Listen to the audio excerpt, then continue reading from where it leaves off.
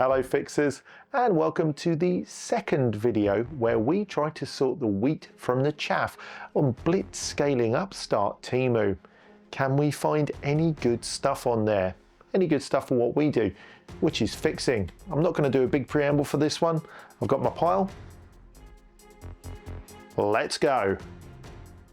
Mark fixes stuff. If any of this stuff takes your fancy, then download the Temu app from the link below to get 30% off of your first order. Or search DMR5976 in the Temu search bar.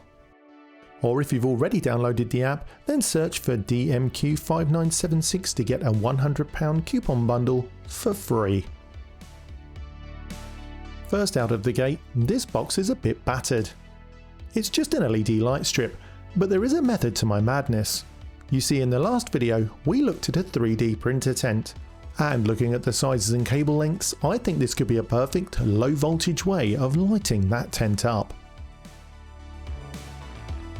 It's actually a very simple device. It simply plugs into USB, has multiple brightness settings and 3 color temperature settings. These instructions are for a version with self-adhesive magnets, but that's not the version that I ordered. Ooh, it's a really long one. The inbuilt controller is on the cable, and I hope it's a fair enough distance away from the light that it can be outside the printer tent. The switches are the usual micro switch under a flexible membrane arrangement. The cable is allegedly 1.8 meters in length. I hope that's true.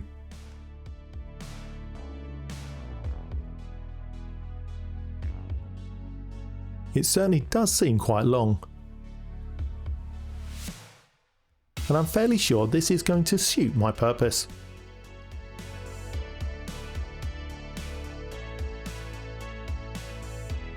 Before I go to all the hassle of trying to put it into the tent for a test, let's make sure that it actually works. With the USB plugged in, the on-off button glows blue, and pressing it indeed turns on the LED strip. Happy days.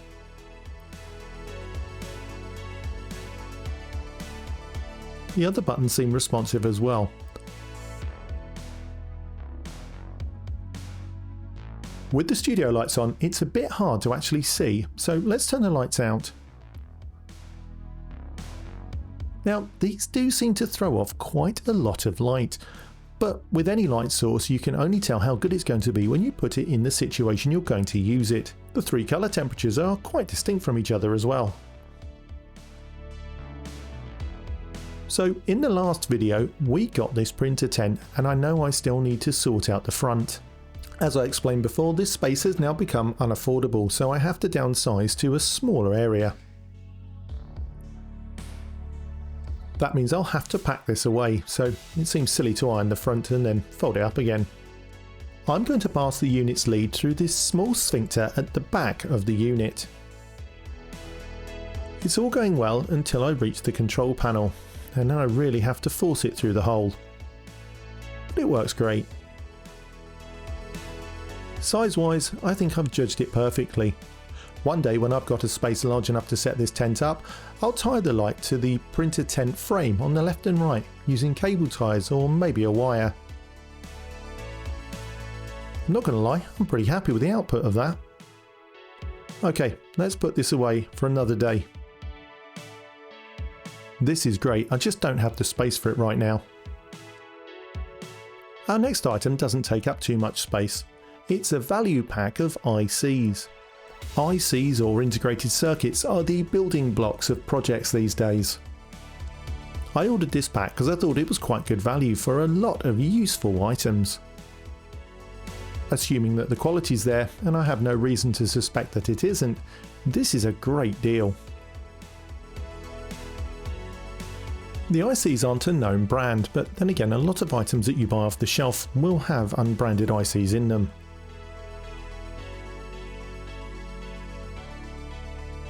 There's 10 555 timers, 5 quad op amps, 10 dual comparators, 10 single op amps, 5 Darlington transistor arrays, 10 dual op amps, 10 dual audio op amps, 10 lower grade audio amps, 10 photo opto couplers, and 5 high current Darlington arrays for when you need to handle a big load. I think this is a really good deal, and I'm happy to pop these into my parts bin.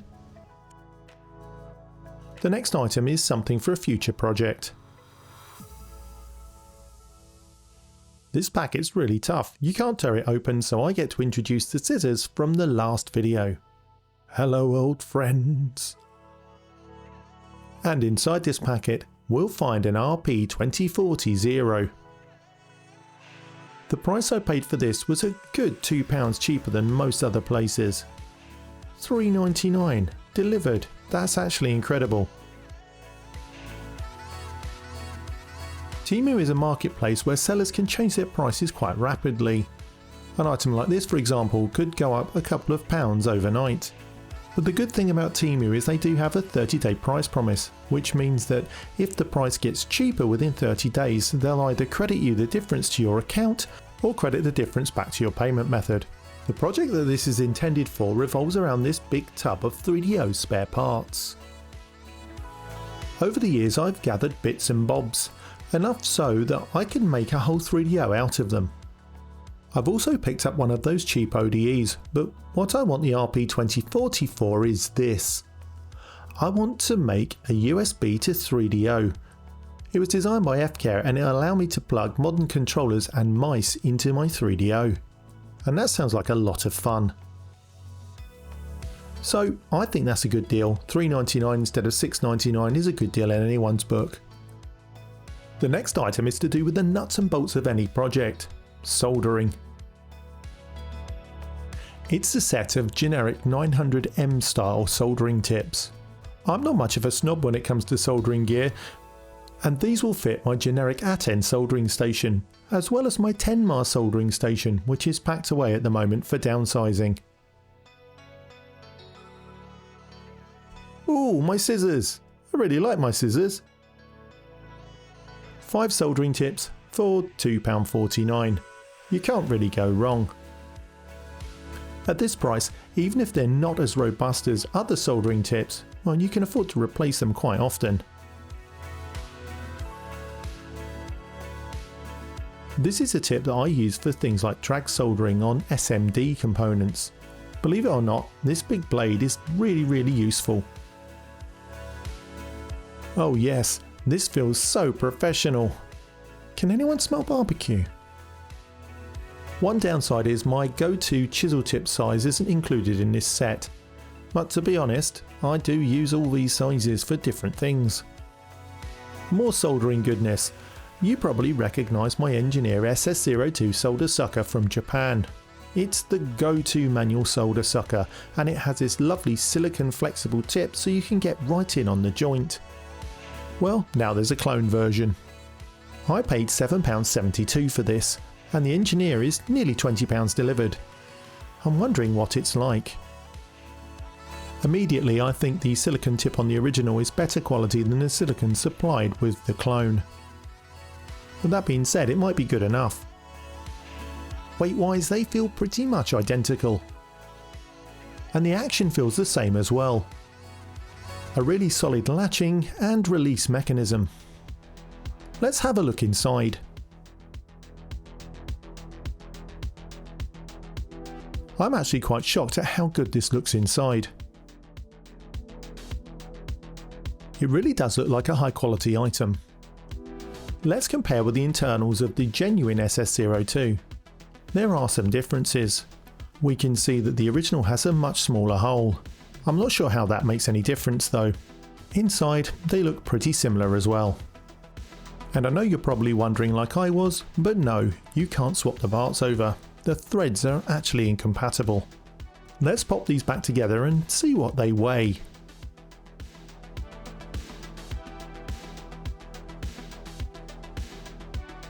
Our genuine SS02 weighs 48 grams.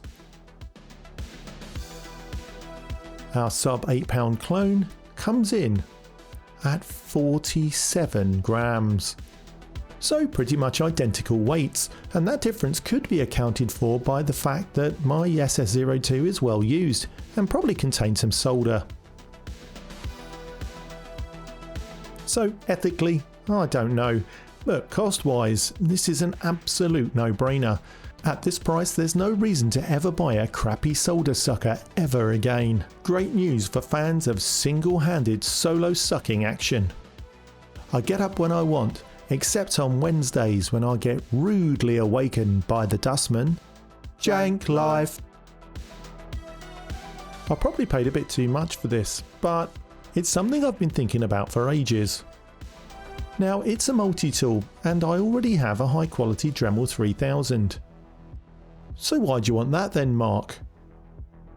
Well, this one is cordless and charges on this USB-C cable. The Dremel's great, but for what I do sometimes it's a bit overpowered and the cable can get in the way. To be honest, if I could have bought just the handheld unit without all these accessories, I would have done so. However, in this set you get the Jank Life lithium ion grinding machine, a guide on how to handle the spindle lock and the collets, some poorly worded advice on not letting lithium-ion battery items run dead flat. I mean, obviously, what else are you going to do but recharge it when it's out of power?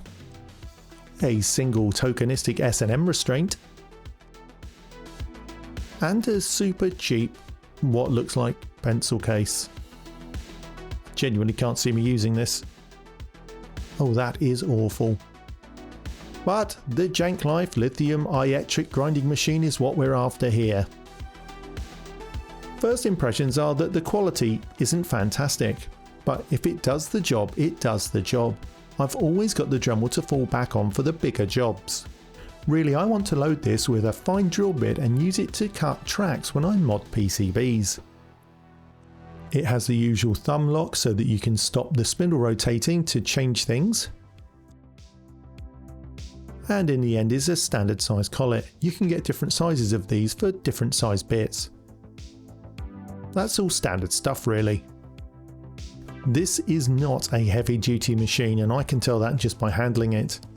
It does have an inbuilt LED light though, which is a nice touch and something I'll probably use because my eyesight is absolutely naff. There's 5 speed settings which are accessed by the up and down buttons on the shaft of your tool. And there's not a lot else to say about it. It looks like it's going to do the job, and if it does, then I'll be pretty happy. Let's get this out of the way. The next item I have no way of testing because the machine that I need is deep in storage. This is a FreeMUC boot. It's the 64 megabyte version and it's used for loading hooky things on PlayStation 2s. It's housed in a fairly cheap reproduction plastic shell.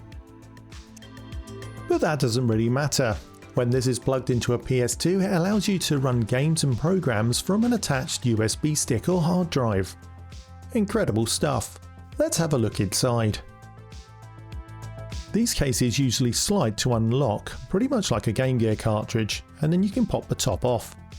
On the circuit board we can see an epoxy coated chip. There's a few other components and a piece of SK Hynix memory, which I'm assuming is 64 megabytes. I'll be honest, I haven't googled it. I'm pretty sure it is though. Let me know below if it's not and I've been horribly ripped off. This is about £5 cheaper than you'd buy it elsewhere, so you know, there are reservations sometimes. I ordered this before I had to put my stuff into storage, so apologies for not being able to test it further. Always back off the screws to find the thread. Lovely. Right, so that's the FreeMUC boot. Assuming it works, let's pop it to one side for a hopefully brighter future. The next thing is for another project. My lovely wife bought me a Cinder night gun, and I bought this to go with an old motherboard and some components so that I can build a light gun main station. Despite what it says on the box, it's not actually an external drive case. In fact, the heatsink pads and brackets might have given you a clue what this is already. It's a PCIe Express card that should allow me to install an NVMe drive on a motherboard that doesn't have a place to put one, which is exactly the kind of aging motherboard that I have. This looks really high quality, so I'm quite impressed with this. I'm really curious as to what speeds we'll be able to achieve as well. This slot will connect an NVMe drive directly to the PCI bus, whereas this slot I think will allow you to connect a SATA M2 NGFF drive to a SATA port. It certainly looks that way from the board. I might be wrong though, I haven't read the manual. Because of the way that NVMe drives interface with a PCIe bus on a modern computer, there's actually minimal hardware required to make this work. Good news for me. I actually have a 2TB NVMe drive that I'd like to use in my retro build, and it's cheaper to get this card and get another 2TB drive. And speaking of my retro build, this is also going to be a part of that project. I'm quite partial to a bit of heavy metal. And this is very metal. This is an OpenATX computer case. When I finally get the space to build my Sinden light gun setup, I'll be using this mounted inside a plinth with a holster on the side for my gun. I think it's going to work really well, and it will give me a nice amount of access for the components. I'm not going to make it now because I don't have space to store it, but I am looking forward to putting this together. But the final item is a project that I can do pretty soon. If you think retro is cool, then you probably think that the Nintendo 64 is cool as well, even if some of the games do look like they've given you cataracts. Packed in one of my boxes, I've got a Nintendo 64 that looks like it's been kicked around a gravelly car park. Nintendo 64s and Sega Master System 2 seem to be the most abused consoles out there. Well, certainly from what I've seen. This is a replacement case. And it's a transparent grapey purple. Two things that I absolutely love: transparent coloured plastics in a 90s style, and purple. Who doesn't love purple? On all the ads you'll see, the Nintendo logo is obscured, and this is for copyright issues. Nobody wants to incur the wrath of the Nintendo CEO. I was surprised to find it came with a toolkit, and they feel pretty hefty. I won't use the screwdrivers obviously, but it's nice to see that we've got this game bit driver. There's also a fakey pack of stickers, an American serial number, what I think is an adhesive pad, and a Nintendo 64 Dual, which seems to already have adhesive on it. Obviously this isn't shown in the listings either. This is covered with protective plastic, so when it's in place it's going to look nice and shiny. They've also gone to the effort of reproducing a ratings plate, albeit American. But that doesn't really matter. Let's clear these stickers away and keep them safe for when we do our project. Opening up our replacement shell, we find that the other plastic parts are stored inside. The moulding quality on this shell is absolutely top notch. I really do wonder how they've done it and got it so accurate. A lot of amazing people in the retro scene have started producing some incredible mods for the Nintendo 64, so this is a system that I'm really excited to explore. And I did have one when they were current as well. It even comes with a feat. The other bag contains the items that would usually be located around the cartridge slot. There's a couple of long purple flaps and what I believe is referred to as the cartridge tray. So forgive my exuberance, but I'm really bloody excited to use this. So we're at the end of the video. My mission was to find decent items on Temu, and I think we did an okay job. I'm not sure about the quality of the Jank Life multi-tool for example, but I'm sure it will suffice for the price. Don't forget to click the link below and use my codes to get some cracking discounts. I'm actually shocked that Temu allowed me to do this video, especially after my previous video shenanigans. We've got some great stuff for future videos, and I think it's only fair to say a big thank you. Really appreciate it. And an absolutely humongous thanks to my amazing patrons, appearing on the screen right now.